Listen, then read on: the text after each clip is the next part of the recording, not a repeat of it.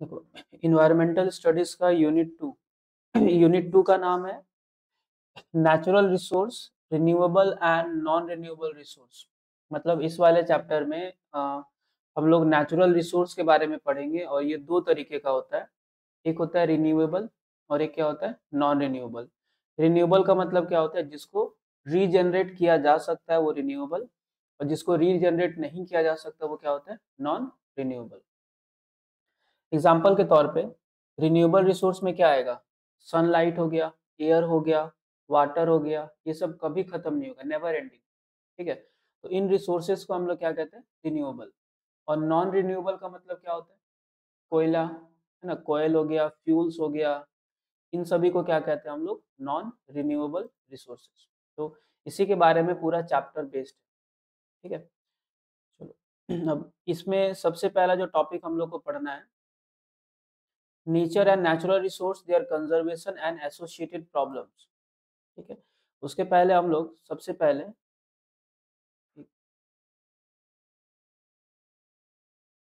देखो, सबसे पहले जो टॉपिक पढ़ना है वो है nature and natural resources their conservation and associated problem. Nature के बारे में पढ़ेंगे, नेचर क्या होता है और नेचुरल रिसोर्स क्या होता है। ठीक है, और इनका कंजर्वेशन कैसे कर सकते हैं, मतलब इसको कैसे बचा करके रखा जा सकता है, और क्या क्या प्रॉब्लम्स है जो नेचुरल रिसोर्स के साथ कनेक्टेड है। देखो, सबसे पहले अगर नेचर का बात करें तो nature encompasses all the living and non living things that occurs naturally on the earth। Nature का मतलब क्या होता है, सारा का सारा कौन सा लिविंग और नॉन लिविंग थिंग्स जो अर्थ में है, नेचुरली है, that is called natural resource. मतलब जो कि बाय नेचर प्रोवाइडेड है। Natural resource are material and component, something that can be used, that can be found within the environment। Natural resource का मतलब क्या होता है, जो रिसोर्स माने जो एलिमेंट हो गया, चाहे वो मटेरियल हो या फिर क्या हो, कोई भी कंपोनेंट हो जो अर्थ में मिलता है, उसी को हम लोग क्या कहते हैं नेचुरल रिसोर्स। जैसे कि सनलाइट हो गया, एयर हो गया, वाटर हो गया, फॉरेस्ट हो गया, ये सब का सब क्या है नेचुरल रिसोर्स है।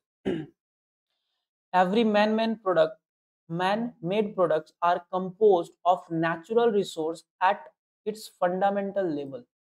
मतलब हम लोग जो भी चीज बनाते हैं वो बनता कहाँ से, नेचुरल रिसोर्स से बनता है। नहीं, कोई भी ऐसा सामान इमेजिन करो जिसको जिसको हम लोग बिना नेचुरल रिसोर्स का यूज करके बनाए, ऐसा कुछ होगा ही नहीं। Conservation of this resource is crucial for maintaining ecological balance and supporting life on the earth. मतलब इन रिसोर्सेज को कंजर्व करना, बचाना क्या है, बहुत ही जरूरी है, ताकि हम लोग क्या कर सके, अर्थ के ऊपर इकोलॉजिकल बैलेंस को बना करके रखें। इकोलॉजिकल बैलेंस का मतलब लिविंग और नॉन लिविंग थिंग्स के बीच का बैलेंस। ठीक है, however several problems are associated with the conservation of natural resource। फिर भी इन रिसोर्स के कंजर्वेशन के मैटर में बहुत सारा प्रॉब्लम्स, एक एक टाइप पर आते हैं। सबसे पहले देखते हैं कि नेचुरल रिसोर्स कितने तरीके का होता है। So natural resource are of the two types, renewable resource and non renewable resource। देखो, renewable resource कहने का मतलब क्या होता है कि वो resources जो over period of time फिर से क्या हो जाएगा, replenished हो जाएगा। क्या हो जाएगा, माने दोबारा उसको रीजनरेट कर सकते हैं, that is called renewable resource. So resource that can be replenished naturally over the time. एक फिक्स टाइम के बाद वो नेचुरली क्या हो जाएगा, खुद से हाँ रिप्लेनिश्ड हो जाएगा, खुद से कंप्लीट हो जाएगा, that is called renewable resource.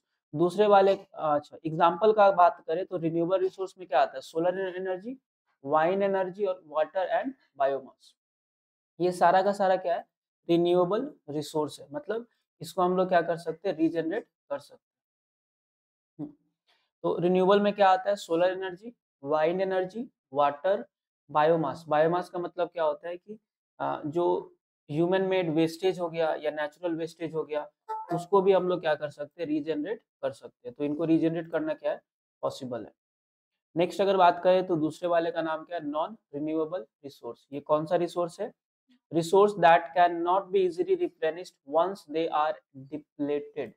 मतलब वो रिसोर्स जो एक बार खत्म हो गया ना, तो दोबारा हम लोग इसको नहीं पा सकते, या फिर ये रिसोर्स दोबारा हमको नहीं मिलेगा इसको हम लोग क्या कहते हैं, नॉन रिन्यूएबल रिसोर्स। एग्जांपल के तौर पे क्या आता है फॉसिल फ्यूल, इसका मतलब कोयला हो गया, ऑयल हो गया, नेचुरल गैस हो गया, मिनरल्स एंड मेटल्स, ये सब नॉन रिन्यूएबल है, मतलब एक टाइम के बाद क्या हो जाएगा, खत्म। बट हाँ, इस चीज को पूरा ऐसे मत कह देना कि इसको हम लोग रिप्लेनिश कर ही नहीं सकते, कर सकते हैं, लेकिन 500 साल, 600 साल, 10,000 साल ऐसा कुछ टाइमिंग लग जाता है, इसलिए हम लोग इसको जनरली क्या मानते हैं, नॉन रिन्यूएबल। कंजर्वेशन इंपॉर्टेंट क्यों है, मतलब इन्वायरमेंट या नेचर को बचा के रखना क्यों जरूरी है, इकोलॉजिकल बैलेंस बनाए रखने के लिए, ठीक है। Natural resource support various life forms and ecological process, क्योंकि नेचुरल जो रिसोर्स है ये लाइफ को सपोर्ट करता है। जैसे मान लो अगर एयर नहीं होगा तो जिंदा तो नहीं रहेंगे ना, ये लाइफ को सपोर्ट करता है। Sustainability ensure that resources are available for the future generation, मतलब नेचुरल रिसोर्स को बचा के रखना जरूरी है ताकि हम लोग फ्यूचर के लिए इसको क्या कर सके, सेव कर सके। इकोनॉमिक बेनिफिट मिलेगा, इकोनॉमिक का मतलब पैसे के मैटर में, many natural resource are crucial for economic activity, माने पैसा कमाने के लिए बहुत सारा नेचुरल रिसोर्स क्या है, जरूरी है। बायोडाइवर्सिटी का मतलब क्या होता है, मतलब जितना भी अलग अलग मतलब क्या बोलते एनिमल्स है ना, उनको जीने के लिए भी क्या है, ये जरूरी है। Conservation helps maintain biodiversity which is vital for ecosystem health, ठीक है। नेक्स्ट टॉपिक आता है कि अगर इन्वायरमेंट को बचा के रखना, तो इसको बचाने का क्या क्या तरीका है, कंजर्वेशन मेथड्स क्या क्या है देखो, सबसे पहला है सस्टेनेबल यूज। कौन सा यूज, मतलब क्या होता है, जितना जरूरी है उतना यूज करो और बाकी क्या करो, फ्यूचर के लिए सेव कर दो। Using resource at a rate at which they can be replenished, मतलब क्या, उतना ही रिसोर्स का यूज करो जितना रिसोर्स इन्वायरमेंट जनरेट कर सकता है। एग्जाम्पल के तौर पे मान लो कि एक महीने में, या नॉर्मली समझ लो कि 100 पेड़ है, कितना है, 100। इन्वायरमेंट एक महीने के बाद 100 पेड़ से कितना कर देता है, 110, तो कितना बढ़ा, 10 बढ़ा ना, तो तुम कितना रिसोर्स का यूज करो, सिर्फ 10, क्योंकि इन्वायरमेंट हर महीने 10 पेड़ को क्या कर सकता है, रीजनरेट कर सकता है, तो उतना ही यूज करो that can be replenished by the environment, पहला। जैसे एग्जांपल क्या हो गया, practising sustainable agriculture and forestry, मतलब सस्टेनेबल एग्रीकल्चर का यूज करना ताकि फ्यूचर भी बचा रहे, और फॉरेस्ट्री मतलब जंगल से पेड़ वगैरह अगर काट रहे हो तो उतना ही काटो जितना इन्वायरमेंट का जनरेटिंग कैपेसिटी है, या उसके अंदर, उससे बाहर नहीं। दूसरा होता है रिन्यूएबल एनर्जी, मतलब उस एनर्जी का यूज करो जो क्या है, रिन्यूएबल है। जैसे अभी देखना बैटरी वाला आ रहा है ना अभी, गाड़ी वगैरह, या फिर सोलर सिस्टम का यूज ज्यादा हो रहा है क्योंकि वो क्या है, रिन्यूएबल है। Shifting from fossil fuel, fossil fuel का मतलब क्या होता है, पेट्रोल, है ना, कोयला, यहाँ से शिफ्ट होकर के कहाँ पे चले जाओ, रिन्यूएबल एनर्जी रिसोर्स, मतलब क्या, सोलर एनर्जी हो गया, है ना, थर्मल एनर्जी हो गया, जो वाटर से इलेक्ट्रिसिटी जनरेट होता है, वहां पे शिफ्ट हो जाओ। दूसरा एग्जांपल क्या है देखो, solar power, wind power, hydro electric. Solar power का नाम सुने हो ना, वो जो छत पे नहीं बिछा रहता है, सोलर पैनल, सन रेज आता है, उससे इलेक्ट्रिसिटी जनरेट होता है। वाइंड पावर, ये तुमको देखने को मिलेगा कहाँ पे, राजस्थान वगैरह, जहाँ पे हवा बहुत तेज चलता है वहां पे मिलेगा तुमको वाइंड पावर का मशीन, वो बड़ा बड़ा पंखा रहता है, उसका यूज कर सकते हो, रिन्यूएबल है। हाइड्रो इलेक्ट्रिक मतलब क्या होता है, ये डैम्स वगैरह में मिलेगा, है ना, टरबाइन रहता है, उससे क्या होता है, इलेक्ट्रिसिटी जनरेट होता है। अच्छा, फिर नेक्स्ट तरीका क्या है बचाने का, रिसाइकलिंग एंड रीयूज, क्या करना, रिसाइकल करना। जैसे अभी देखते होगे कि जो सेलफोन खरीदते हैं ना, उसके पीछे देखना रिसाइकल का एक एरो बना होता है, मतलब क्या होता है, एक बार बन गया ना वो सेलफोन, तो अगर तुम उसको भंगार में बेच दो तो उससे फिर से प्लास्टिक को गला करके फिर से फोन को बनाया जा सकता है, ठीक है। तो रिसाइकलिंग एंड रीयूज भी कर सकते हो, reducing waste by recycling material and reusing products, है ना, जितना भी प्लास्टिक का ये जो बॉटल्स वगैरह है, ये सब भी क्या होता है, रिसाइकल होता है, माने फिर से गला करके फिर से क्या किया जाता है, प्लास्टिक को बनाया जाता है। तो रिसाइकलिंग करके यूज करना ये भी एक बेटर प्रैक्टिस है इन्वायरमेंट रिसोर्स को बचाने का। एग्जाम्पल के तौर पे recycling paper, plastic and metals. जितना हम लोग कबाड़ी में पेपर्स वगैरह बेचते हैं ना, वो क्या होता है, वो फिर से रिसाइकल होकर के फिर से पेपर्स बनते हैं। ठीक है, रिसाइकलिंग किसका होता है, पेपर हो गया, प्लास्टिक का हो गया, मेटल्स, लोहा फैक्ट्री का नाम सुने हो, जहाँ पे लोहा गलाया जाता है। लोहा तो नॉन रिन्यूएबल है ना, तो एक बार यूज हो गया, मान लो अब उसका प्रॉपर यूज नहीं है, तो उसको कबाड़ी में बेच देते हैं, उसको गला करके फिर से क्या बनाया जाता है, फिर से लोहा। ये भी एक प्रैक्टिस है जिससे हम लोग इन्वायरमेंट को बचा सकते हैं। प्रोटेक्शन ऑफ इकोसिस्टम, इकोसिस्टम को बचा करके रखना। Preserving natural habitats and ecosystem, जो नेचुरल हैबिटेट्स है, जितना भी एनिमल्स वगैरह हो गया, उनको क्या करना, बचा करके रखना, ताकि इकोसिस्टम जो है ना, इकोसिस्टम का मतलब क्या होता है, जो बैलेंस होता है लिविंग और किसके बीच में, नॉन लिविंग। जैसे ऑक्सीजन का एक है, मान लो 20% चाहिए ही, अगर उससे डाउन गया तो फिर खत्म। उस बैलेंस को बचा करके रखना भी एक तरीका है बचाने का। जैसे इस्टेब्लिशिंग नेशनल पार्क, इंडिया में है ना बहुत सारे नेशनल पार्क, और वाइल्ड लाइफ रिजर्व। देखो, वाइल्ड लाइफ रिजर्व होता है, सेंचुरीज होता है, बहुत सारा नाम है, सुने होंगे। तो वाइल्ड लाइफ रिजर्व का मतलब क्या होता है, जंगल का वो एरिया जिसमें गवर्नमेंट के अलावा नॉर्मल इंसान नहीं जा सकता। और सेंचुरीज जो होता है ना, उसमें क्या होता है, एक फॉरेस्ट ही है, जैसे मान लो एक जंगल है, अगर वो पूरा जंगल पे 100% राइट गवर्नमेंट का है, तो उसको कहेंगे वाइल्ड लाइफ रिजर्व। एक होता है wild life sanctuary. Wild life sanctuary का मतलब क्या होता है कि पूरा फॉरेस्ट गवर्नमेंट का है, लेकिन उसका देखरेख करने के लिए प्राइवेट इंसानों को दे दिया जाता है। वो प्राइवेट इंसान जो है ना, अपना मतलब जीवन व्यक्ति मतलब लिविंग्स के लिए क्या कर सकते हैं, वो पेड़ पौधे को थोड़ा बहुत काट सकते हैं, फ्रूट्स वगैरह थोड़ा बहुत ले सकते हैं। अच्छा, लेजिस्लेशन एंड पॉलिसीज, अच्छा ये भी एक तरीका है, रूल्स बना करके भी हम लोग क्या कर सकते हैं, इन्वायरमेंट को बचा सकते हैं। Implementing laws and policies to protect the natural resource, natural resource को बचाने के लिए हम लोग क्या बना सकते हैं, लॉ बना सकते हैं। जैसे इंडिया में है ना लॉ कि पेड़ नहीं काट सकते हो एक लिमिट तक, है ना, या फिर प्लास्टिक का यूज नहीं कर सकते हो। ठीक, तो environmental protection laws and regulation इसका एग्जांपल होगा। ठीक है, तो यहाँ पे हम लोग क्या क्या पढ़े, नेचर क्या होता है, नेचुरल रिसोर्स कितने टाइप का होता है, रिन्यूएबल और कौन सा नॉन रिन्यूएबल, बचा के रखना जरूरी है ताकि इकोलॉजिकल बैलेंस बने, सस्टेनेबिलिटी रहे, और इकोनॉमिक बेनिफिट मिले, एंड बायोडाइवर्सिटी, मैंने जो भी बायोडाइवर्सिटी का मतलब क्या है, जितना भी एनिमल्स है वो लोग क्या रहे, सेफ रहे, because they are necessary for ecosystem health.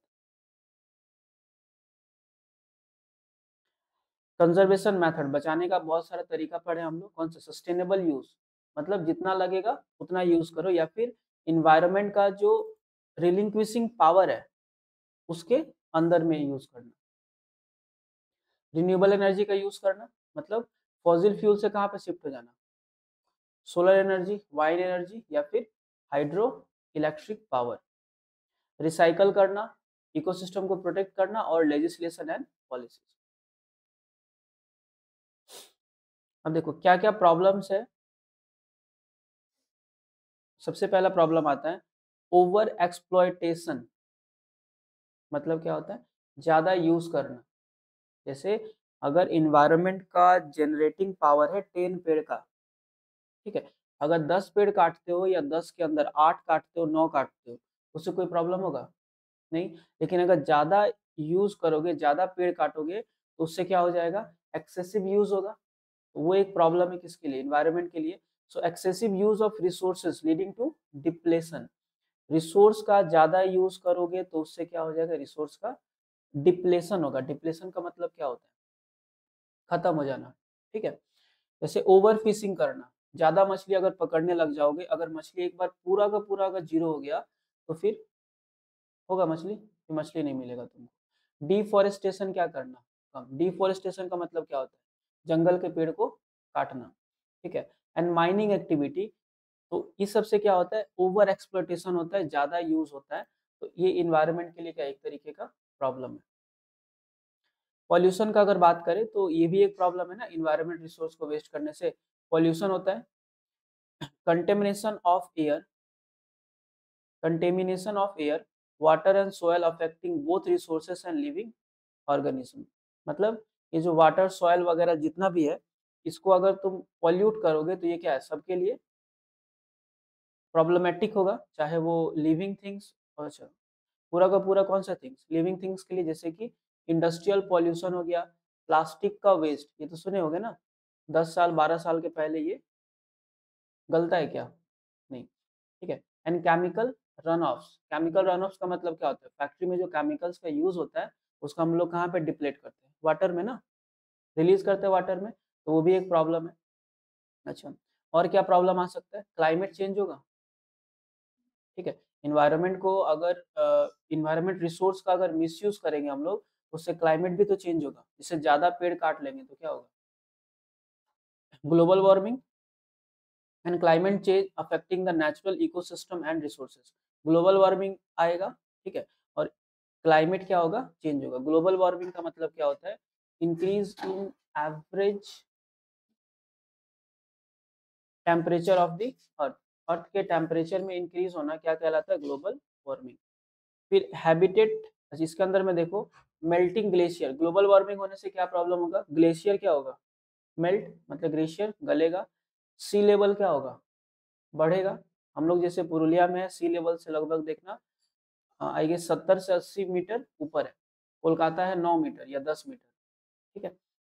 Increasing frequency of extreme weather event, जो वेदर इवेंट इवेंट है वो क्या हो जाएगा, एक्सट्रीम, जैसे अभी करेंटली क्या हुआ, गर्मी का सीजन कहाँ तक चला है, नवंबर कितना, 17 18 तक तो आराम से था ही पूरा, लेकिन ये खत्म तो बहुत पहले हो जाता है, ठीक है। तो सीजन का लेंथ जो है वो क्या होगा, या तो किसी का बढ़ जाएगा और किसी का क्या होगा, घट जाएगा। हैबिटेट डिस्ट्रक्शन, इन्वायरमेंट पॉल्यूशन होने से जो हैबिटेट है, माने जो जहाँ पे रहता है, जैसे जंगल में रहने वाला जो एनिमल्स है वो क्या हो जाएगा, एनिमल्स में रह पाएगा। Loss of natural habitats due to human activity like urbanisation and agriculture, urbanisation और एग्रीकल्चर के चलते क्या हो रहा है, जो हैबिटेट है, मतलब क्या बोलते हैं, जो नेचुरल हैबिटेट है, मतलब जंगल का जो एनिमल्स है उनका घर क्या हो रहा है, पूरा टूट गया, मतलब वो लोग कहाँ जंगल से फिर कहाँ चला है, ठीक है। लॉस ऑफ बायोडाइवर्सिटी, बायोडाइवर्सिटी का लॉस का मतलब क्या होता है, extinction of species due to habitat loss, pollution and climate change, मैंने अलग अलग जो स्पीसीज है उनका भी क्या होगा, लॉस, अलग अलग टाइप का जानवर उनका भी क्या होता है, लॉस हो रहा है। जैसे अभी देखना चीता वगैरह है कितना गिनती में बचा हुआ है ना, काउंटेबल नंबर्स में। Resource conflicting, dispute over the access to and control of natural resource, example water conflicting between the countries और रीजन। देखो इन्वायरमेंटल पॉल्यूशन होगा ना, देखो हम लोग किसी चीज के लिए कब लड़ते हैं, जब वो चीज क्या होता है, ज्यादा या कम, कम, तो इन्वायरमेंट पॉल्यूशन हो रहा है, मान ले वाटर लेवल बहुत डाउन चला गया, ठीक है, जो ड्रिंकेबल वाटर है उसका बात करें, वाटर लेवल अगर डाउन चला जाएगा तो सारा देश किसके लिए लड़ेगा, पानी के लिए। जैसे इंडिया और पाकिस्तान के बीच भी एक नदी के लिए चल रहा है ना वो, ठीक है। तो इससे क्या हो जाएगा, रिसोर्स में भी कन्फ्लिक्ट आएगा, बोलेगा कि ये एरिया मेरे अंदर पड़ता है, वो बोलेगा ये एरिया मेरे अंदर पड़ता है, ठीक है। तो इन्वायरमेंटल पॉल्यूशन का ये सब क्या है, ड्रॉबैक्स है। तो पहला टॉपिक हम लोग का यही था इस चैप्टर का, जिसका नाम क्या था, nature and natural resource and their conservation and associated problem. Nature क्या है, नेचुरल रिसोर्स क्या है पढ़ लिए, इनके कंजर्वेशन कंजर्वेशन मेथड्स भी पढ़ लिए, और नेचर से रिगार्डिंग क्या क्या प्रॉब्लम्स अराइज होगा इसको भी हम लोग पढ़ लिए। नेक्स्ट टॉपिक हम लोग अगले क्लास में पढ़ेंगे ये वाला, फॉरेस्ट रिसोर्स। अब फॉरेस्ट का सारा रिसोर्स यहाँ पे पढ़ेंगे, उनका यूज इम्पोर्टेंट, ठीक है, और कोई अगर मूवमेंट वगैरह है, कोई आंदोलन वगैरह अगर हुआ था इसके मैटर में, तो वो सब हम लोग नेक्स्ट वाले क्लास में पढ़ेंगे।